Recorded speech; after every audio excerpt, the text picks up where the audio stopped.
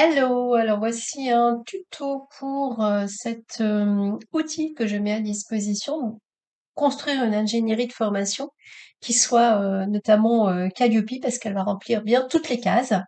Donc c'est réalisé sur un outil no-code qui s'appelle Airtable. Donc voilà un petit peu comment ça s'articule.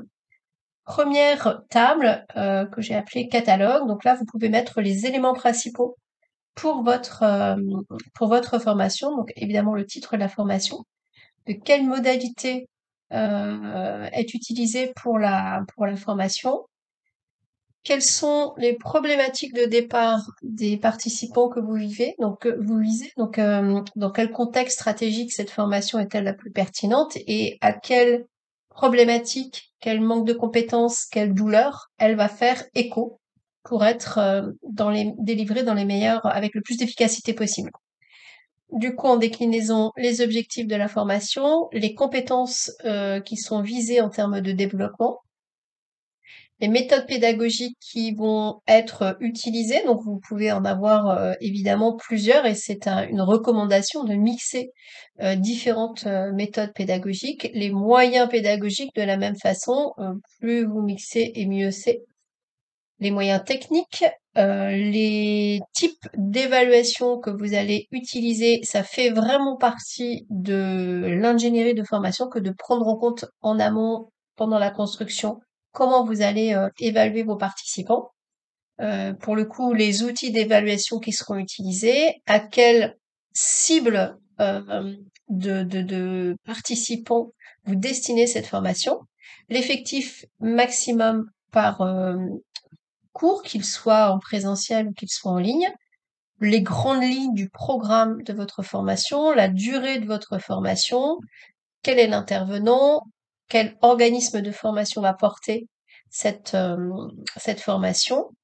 Euh, pour le coup, derrière, je vous ai mis une possibilité voilà, d'avoir plusieurs typologies de participants, que vous soyez en intervention intra, c'est-à-dire tous les collaborateurs d'une même entreprise, ou inter-entreprise.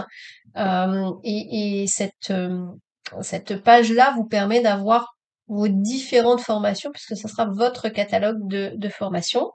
Est-ce que c'est une formation qui fait partie d'un bloc qui fait partie du RNCP? Et puis voilà, les documents que vous allez vouloir y joindre. Donc là, on est sur cette première table qui s'appelle catalogue.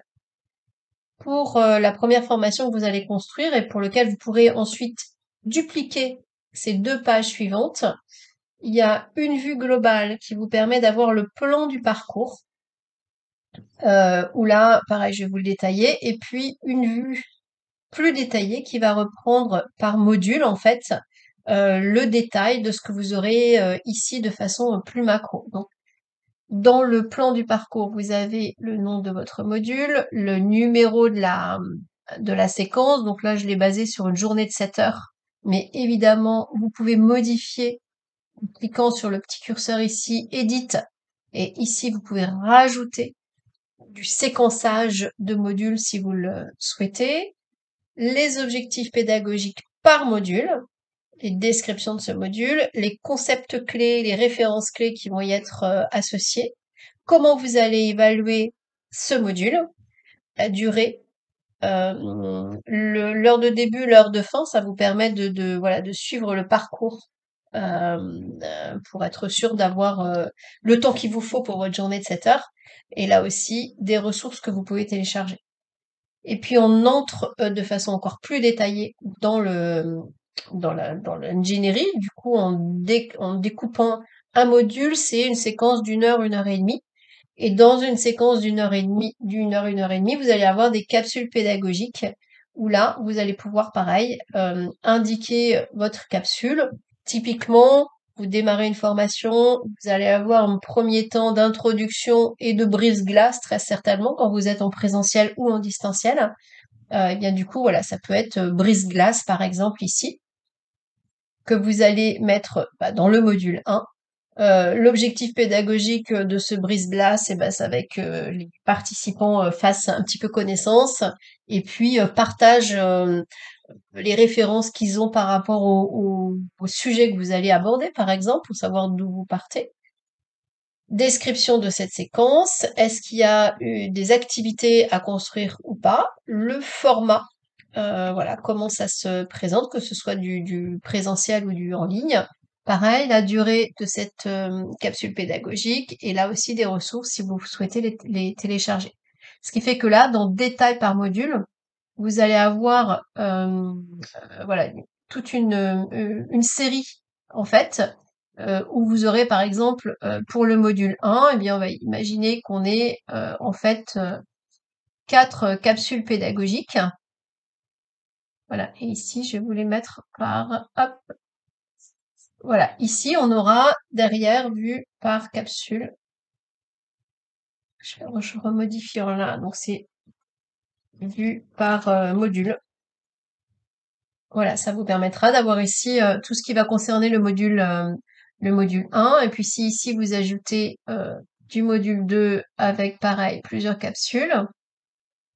Et puis ici du module 3. Très certainement que vous aurez plus de capsules hein, dans le module 2 et module 3. Mais ici vous voyez, hop, voilà, ça vous permet de bien dissocier en fait par module le séquençage détaillé de ce que vous allez y faire, des objectifs pédagogiques par capsule pédagogique, description, etc., etc.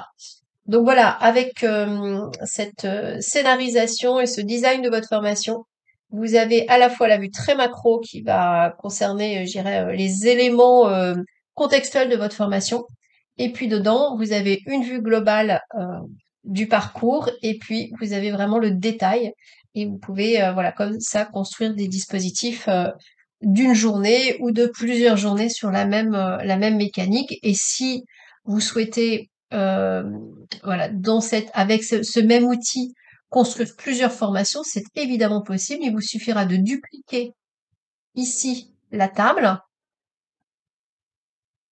voilà, et de la renommer. Hop, et ici, ça sera formation numéro 2. Et vous reprenez la même mécanique. F2, pareil, F3. Hop, on la duplique. Et on la renomme F2. Voilà.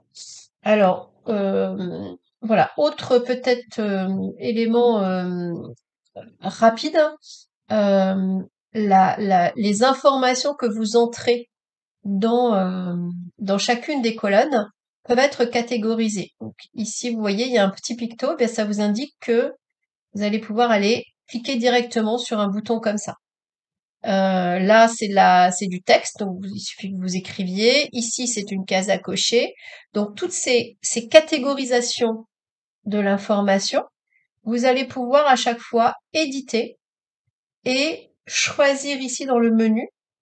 En tout cas, dans les premiers, voilà, dans un premier usage, vous êtes souvent dans les premières catégories d'informations. Après, ouais, c'est un petit peu plus complexe. Ça demande une autre prise en main de l'outil. Mais là, vous avez de quoi catégoriser votre information, ce qui fait qu'il ne peut pas y avoir d'erreur. C'est très pratique.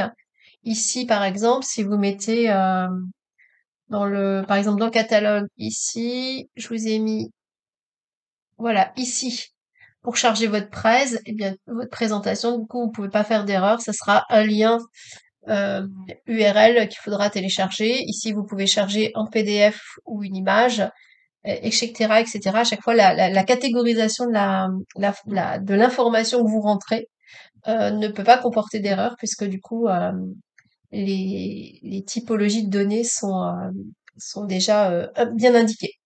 Voilà, eh bien, bonne ingénierie.